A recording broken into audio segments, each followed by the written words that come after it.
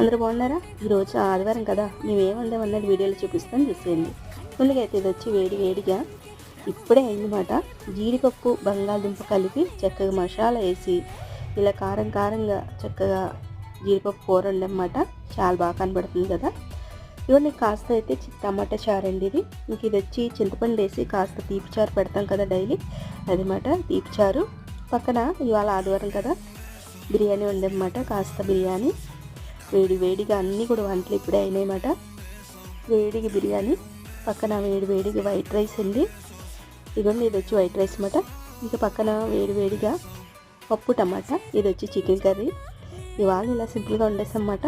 పక్కన గంజి గిన్నె, జీడిపప్పు బంగాళదుంప కూర, చికెను, పప్పు టమాటా, బిర్యానీ, వైట్ రైస్, 2 రకాల చారు అండి.